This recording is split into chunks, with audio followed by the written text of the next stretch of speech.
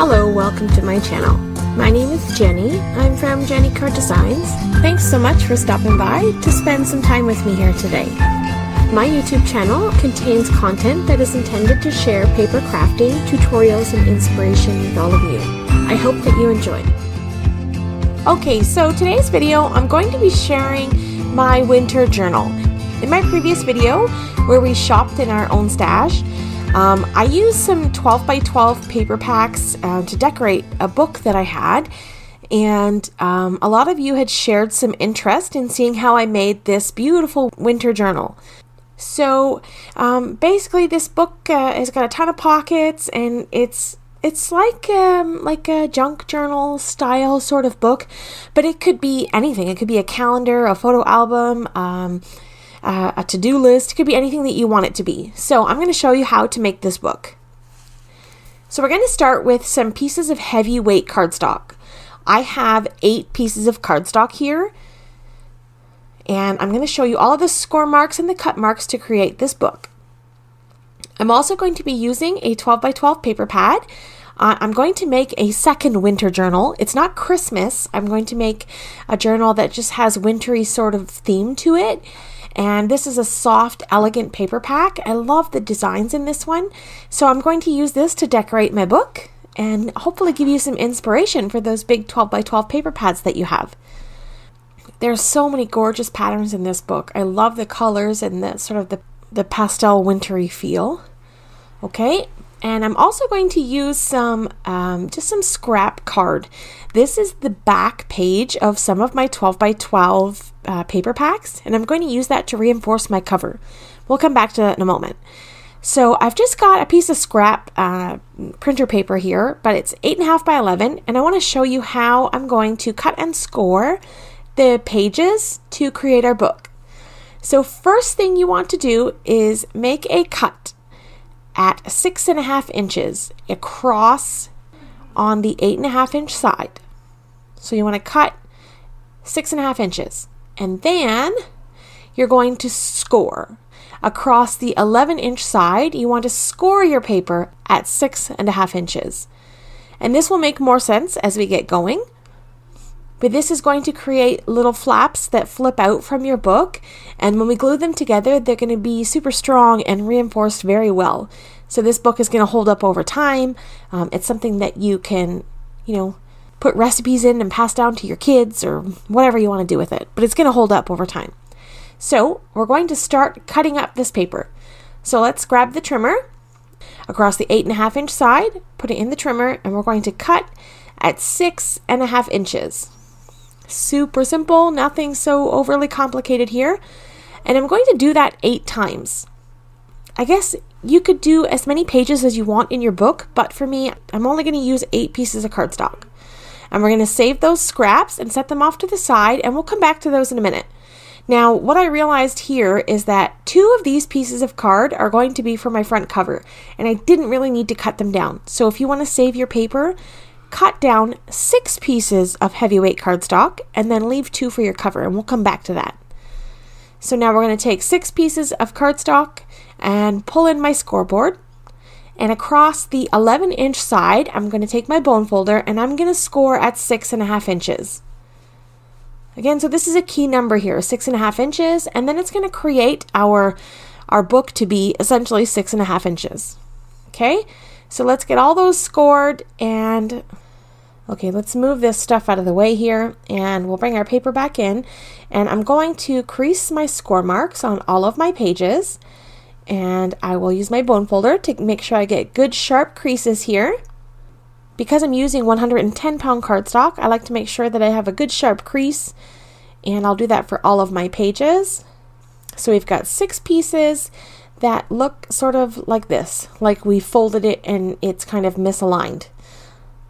Kind of looks weird, but it'll make more sense in a minute.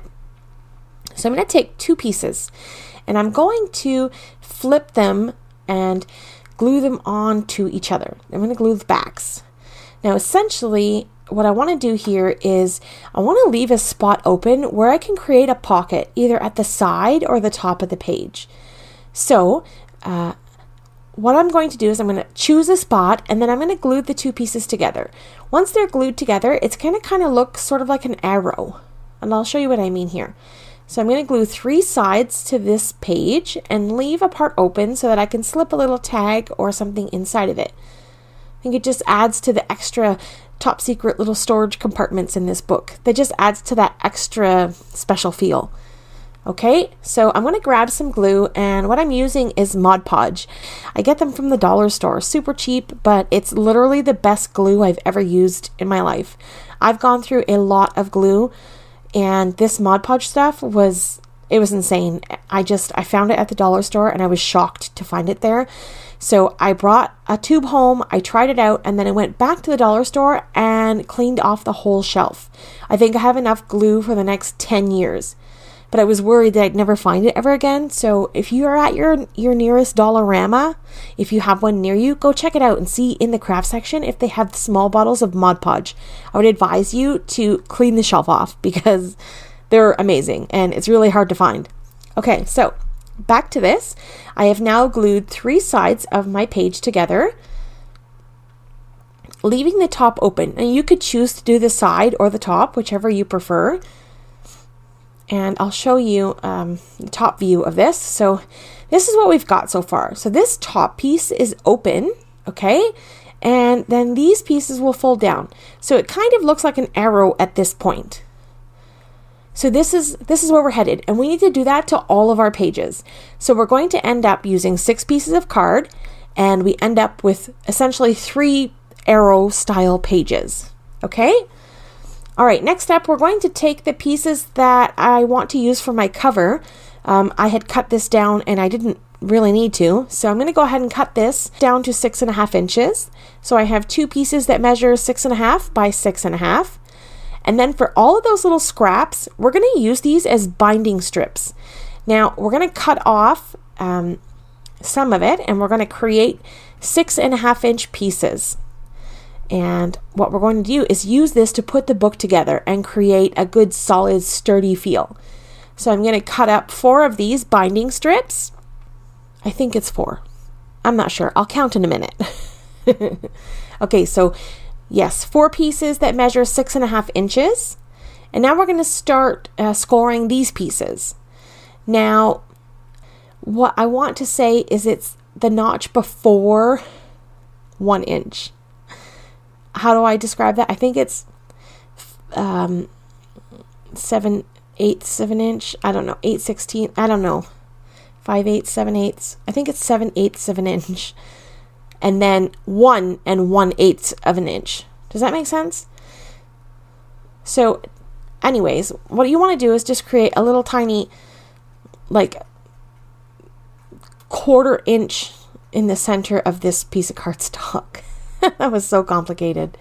You just want basically a little spot that we're going to glue our pocket pages to, and then a piece that can glue to the book to create a binding strip.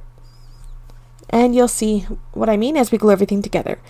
So I've got 2 score lines, 7/8 of an inch and 1 1/8 of an inch. And I'll score all of those lines down on all 4 of my binding strips. And then this is what we got so far. So this is where we should be. This is what it should look like. They almost look like little tents or teepees with a little bit of a flat roof on it. Okay. And now we're going to take our arrow page, paying attention to where your pocket is, because you don't want to glue this upside down and have your pocket in the wrong spot. So making sure you pay attention to where your pocket is, we're going to add glue to one side of our binding strip and leaving that back flat piece flush to the cardstock. So this is basically our spine of our book. So we want to make sure that that meets the end of the page. I will cover this with a generous amount of glue and make sure I get right to the edges because I don't want any cracking or anything. And the good thing about Mod Podge glue is once it's dry, it's sort of like almost like makes it firm and harden. So it gives a nice sturdy feel. So it's not going to like rip off and you don't feel like it's going to fall apart. So it's really, really good glue for this. So I'm going to line this piece up to the edge of my cardstock and just make sure it's flush to the edge. Okay, and I'll press everything in and hold it in place. Make sure that I get good contact. And I'll use my bone folder again to press all of that glue and push any extra around so it kind of fills in this space. And if there's any excess, I can kind of push it out the bottom or the side and let it ooze out so it doesn't create any bubbles.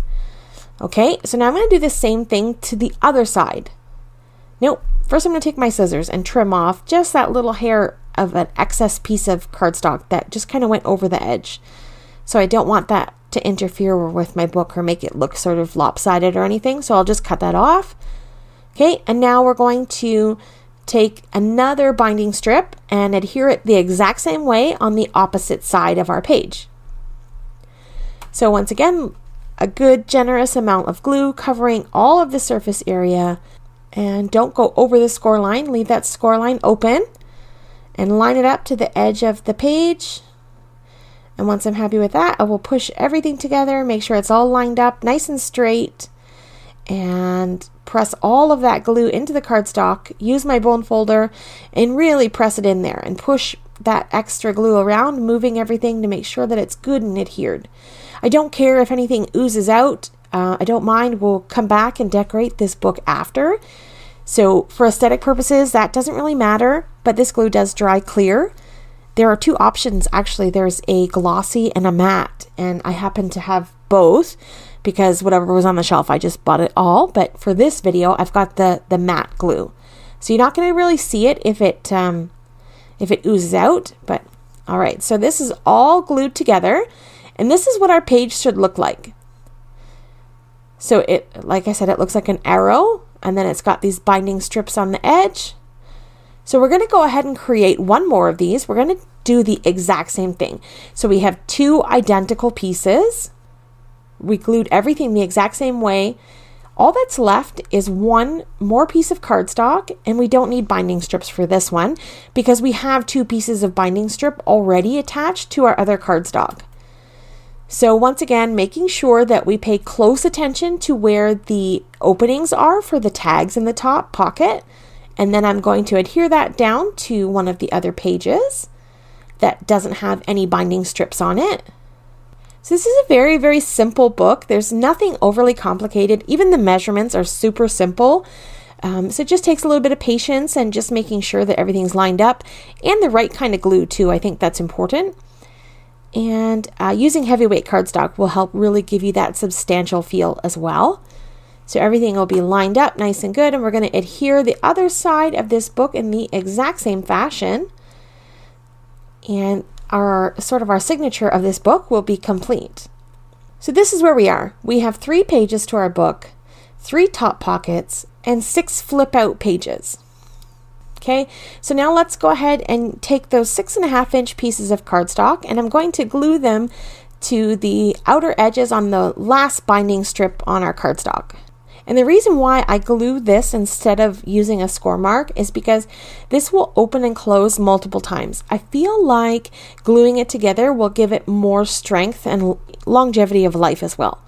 So I'm going to push all that glue into my cover, get everything lined up, it looks good, and I'm going to do that to the back side as well. The exact same thing, add my glue, attach my cover, and voila, we have our basic little book. So now you don't have to use heavy base weight cardstock for this. You could actually use your 6x6 paper pads if you wanted and use up that beautiful pattern paper. Instead of making the book 6.5 inches, you could make it 6x6 and thus get more out of your paper pads. You can stretch them farther than that. But I like the sort of little 1/4-inch border around the cardstock when I cut it. I just like the way that looks. All right, so here we are with our book and our pages, and everything is all ready and set to start decorating. The last thing that I want to do is create my spine. I want to cover up that edge. Okay, so first let's create the seam of my book. So I've got a piece left over, and this measures about 4 inches by 6.5 inches. This is one of the pieces that I cut off from the cover to start. So I'm going to take my bone folder and I'm going to kind of curl it a little bit. I'm just going to help this paper curl. I don't want to get any creases into it. I just want to sort of round it so that it can wrap around my book and create like a little cover for my spine to protect it and so that it looks pretty. So I'm just really using my bone folder to curl that paper. And then once I'm happy with that, I'm going to glue that onto the front cover and onto the back cover. I'm not going to add any glue to the spine. I'm going to leave that to open and close freely so I don't put any stress on those pieces of cardstock. So I'm just going to glue this around the front and the back. And I also add just a little bit of double-sided tape just for that extra protection to make sure that everything stays together nicely. And then I add my Mod Podge over top of this as well. So push everything into place, glue everything down. Once that side's done, I'm going to flip it over and I'm going to do the exact same thing. I'll add that little bit of double-sided tape and then the Mod Podge, and then make sure everything's lined up, and that's it. So here we go. We have more of a prettier finished look on the back of our spine, and our book is coming together very nicely. Let's see if I turn it around and show you the spine. I don't think I'm going to show you. Keeping it a secret. Maybe later. Okay, so now next up we're going to create the cover. So now I've cut up that 12 by 12 cardstock. This is, as I mentioned previously, this is the last page in my 12 by 12 books. So I cut this into 4 pieces that measure 6 by 6. Now my cover is 6.5 by 6.5, but I'm going to start with this 6 by 6 and glue 2 pieces together and then pull in 1 piece of craft cardstock and cut the craft cardstock at 6.5 inches by 6.5 inches. So it gives us that thick heavyweight feel, and I'm going to make that twice. So again, I've taken 2 pieces of cardstock 6 by 6 and 1 piece that measures 6.5 by 6.5. So I'm just flipping through this book to decide what I want to use, and I feel like I want to go with this knit pattern. I think it's so pretty and soft and elegant, and it matches that green very nicely. So I'm going to go ahead and cut this up. So I cut this piece into a panel that measures 9.5 by 9.5. Now the reason for this is I'm going to use this to cover up my cardstock and create my book cover. So I'm going to line this up, and because there are lines on my pattern paper, I want to make sure that I don't get them crooked, because it'll just drive me nuts if it's crooked, and I'll forever look at it and know that it's not on there straight. So I make sure that my cover is lined up with the lines on my knit pattern and glue that down. And I'm happy with the way that looks. And I'll press my bone folder to make sure I get everything pressed in and get good contact on my paper. And then I'm going to make some miter cuts on my cardstock. Basically, I'm just going to cut away the corners.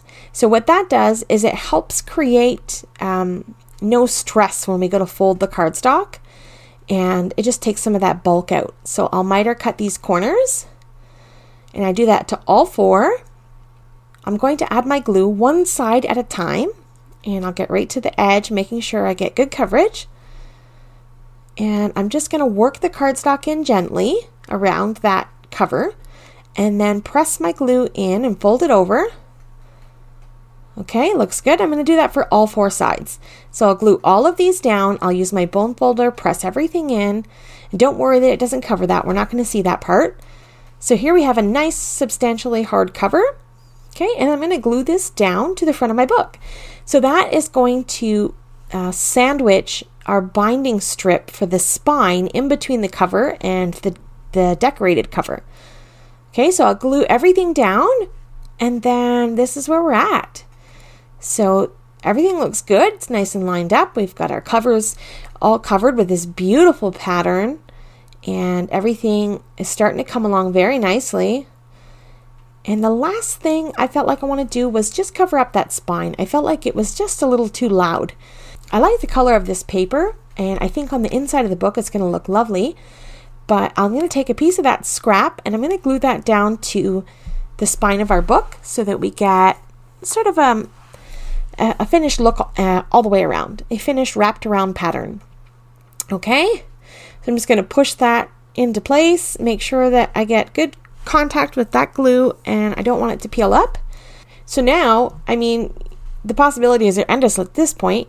You can go ahead and start decorating this book and fill it with all different patterns from your 12 by 12s and make little pockets and tags and all sorts of fun things and use all your scraps and bits and pieces. And okay, so that's it for today's video. If you want me to share more decorating this book, let me know in the comments down below. If you have any questions on the measurements or pattern paper or products that I use in this video, you can find them in the description down below. I hope that you've enjoyed this series on using what you got in your stash. I know myself, after Christmas, I don't want to spend any money. I got all kinds of stuff and I want to use it. Okay, thank you so much for taking time out of your day to spend it here with me. I appreciate all of the support. Coming up on screen are a couple of videos I think you may enjoy. Have yourself a lovely day, and I will see you in the next one. Bye!